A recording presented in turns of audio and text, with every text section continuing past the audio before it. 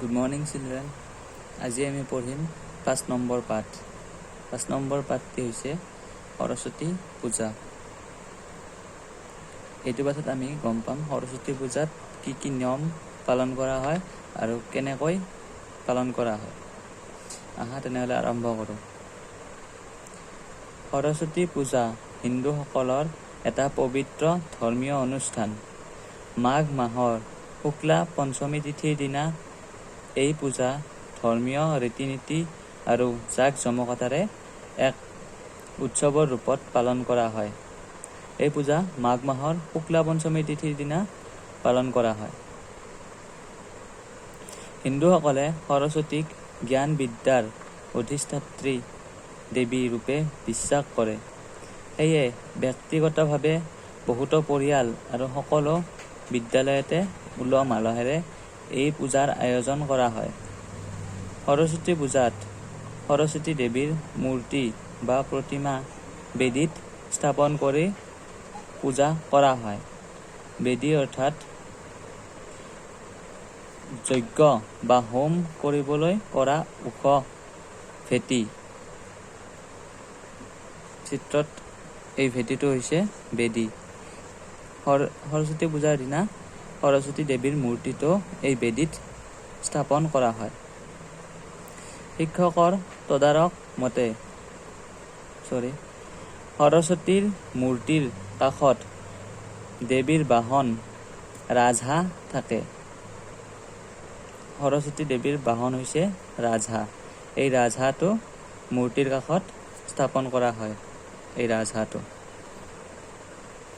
বগা পদুমৰ আসনত সৰস্বতীৰ মূৰ্তি স্থাপন কৰা হয়। দেৱীৰ এহাতত কিতাপ আৰু আন হাতত এখনি বীণা থাকে। বীণা অৰ্থাৎ এবিধ বাদ্যযন্ত্ৰ। এইটো হৈছে বীণা।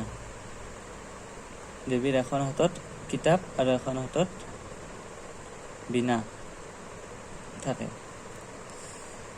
বিদ্যালয়বোৰত সৰস্বতী পূজা চলাবৰ বাবে এখন কমিটি গঠন কৰা হয়। শিক্ষকৰ তদাৰক মতে কমিটিৰ ছাত্ৰ-ছাত্ৰীসকলে পূজাৰ কামত আগভাগ লৈ কাম কৰে। সৰস্বতী পূজা চলাবৰ বাবে বিদ্যালয়সকলত এখন কমিটি গঠন কৰা হয় আৰু এই কমিটিৰ মতে সৰস্বতী পূজা পালন কৰা হয়। ইয়াত কিছুমান ছাত্ৰ-ছাত্ৰীসকলেও অংশগ্ৰহণ কৰে। শিক্ষকৰ তদাৰক মতে পূজাৰ আগদিনা যথাবিহিত নিয়ম মতে পূজাথলীত দেৱীৰ মূৰ্তি প্ৰতিষ্ঠা কৰা হয়। পূজাৰ আগদিনা সৰস্বতীৰ মূৰ্তিটো বেদীত প্ৰতিষ্ঠা কৰা হয়।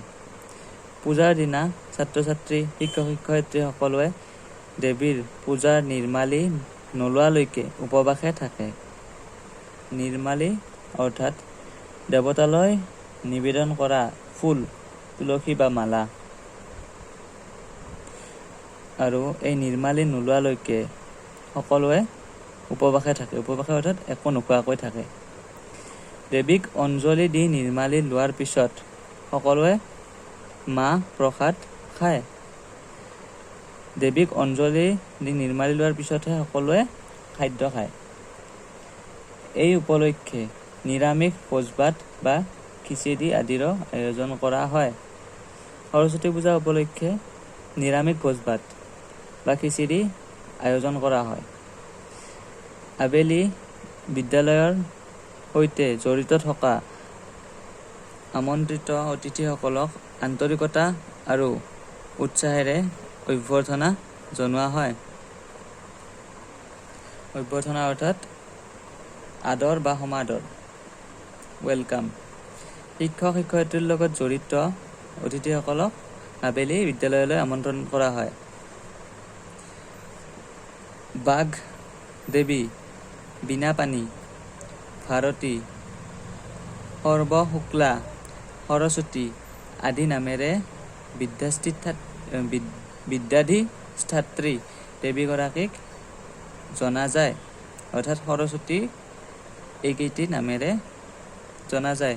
বাগদেৱী, বীণাপাণি, ভাৰতী, সৰ্বশুক্লা, সৰস্বতী আদি নামেৰে জনা যায়। বগা সাজ পিন্ধি সৰস্বতীৰ পূজা কৰা নিয়ম বাবে পূজাত ছাত্ৰ ছাত্ৰীসকলৰ বেছিভাগেই বগা সাজ পৰিধান কৰা দেখা যায়। সন্ধিয়া পুৰোহিতে দেৱীৰ আগত ধূপ ধূনা জ্বলাই আৰতি কৰে। আৰতি অৰ্থাৎ সন্ধিয়া কৰা পূজা আৰতি বুলি কোৱা হয়। ঠাই বিশেষে নিশা যাত্ৰাভিনয়, থিয়েটাৰ, ওজাপালি, ভাওনা আদি সাংস্কৃতিক অনুষ্ঠানৰ আয়োজন কৰা হয়। কিছু কিছু ঠাইত থিয়েটাৰ, ওজাপালি বা ভাওনা আদি সাংস্কৃতিক অনুষ্ঠান আয়োজন কৰা হয়। পাছৰ দিনা আবেলি ছাত্ৰ ছাত্ৰীসকলে প্ৰতিমালৈ শোভাযাত্ৰা কৰে। শোভাযাত্ৰাৰ অন্তত নৈ, পুখুৰী বা বিলত দেৱীৰ মূৰ্তি বিসৰ্জন দিয়ে। বিসৰ্জন অৰ্থাৎ পূজাৰ শেষত দেৱতাক বিদায় দিয়া কাৰ্য। পিছদিনা ছাত্ৰ ছাত্ৰীসকলে দেৱীৰ মূৰ্তি গৈ পুখুৰী বা বিলত বা নদীত দেৱীৰ মূৰ্তিটো উটুৱাই দিয়ে। সৰস্বতী পূজাই ছাত্ৰ ছাত্ৰীসকলৰ মাজত মৰম চেনেহৰ সম্পৰ্ক বৃদ্ধি কৰে। ই তেওঁলোকৰ মনবোৰ নিকা অৰ্থাৎ ক্লিন, চাফা কৰে আৰু পঢ়া শুনাৰ প্ৰতি আগ্ৰহ বঢ়ায়। জ্ঞান বুদ্ধিৰ বিকাশৰ বাবে সৰস্বতী দেৱীৰ ওচৰত ভক্তসকলে শ্ৰদ্ধাৰে অঞ্জলি প্ৰদান কৰাই এই পূজাৰ উদ্দেশ্য। এই পূজাৰ উদ্দেশ্য হৈছে জ্ঞান বুদ্ধি বিকাশৰ বাবে সৰস্বতী দেৱীৰ ওচৰত ভক্তসকলে শ্ৰদ্ধাৰে অঞ্জলি প্ৰদান কৰা। তলৰ মন্ত্ৰ ফাঁকি আমি সৰস্বতী দেৱীলৈ পুষ্পাঞ্জলি যাচো। তলৰ মন্ত্ৰ ফাঁকিৰে আমি সৰস্বতী দেৱীলৈ পুষ্পাঞ্জলি যাচো। ও ভদ্ৰকাল্যই নমো নিত্য সৰস্বত্যই নমো নমঃ। বেদ বেদাংগ বেদান্ত বিদ্যাস্থানেভ্য এৱচ সাহা। এই মন্ত্ৰ ফাঁকিৰে আমি সৰস্বতী দেৱীলৈ পুষ্পাঞ্জলি যাচো।